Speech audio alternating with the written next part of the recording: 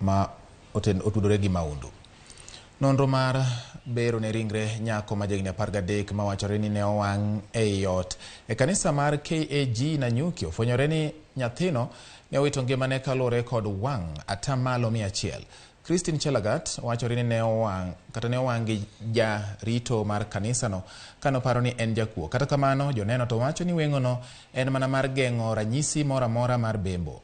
Apisa matimo bero makata matimo pim mar remo mar DNA Laikipia Laktar Onesmus Towet wacho ni gipimo DNA ma bende obila dwaro fwenyo godo ka bende ne obam nyathino kane pok owang'e kata oyo.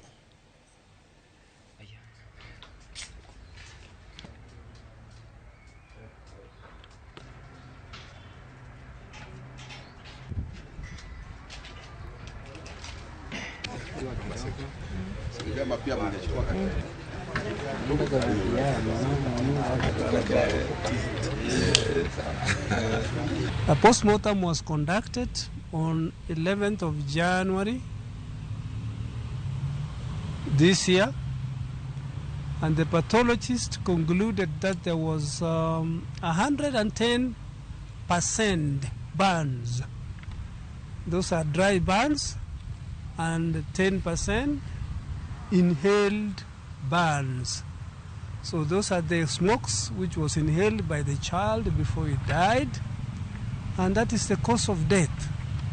After the postmortem was done, we took some samples which we are taking them to the government chemist for further investigation.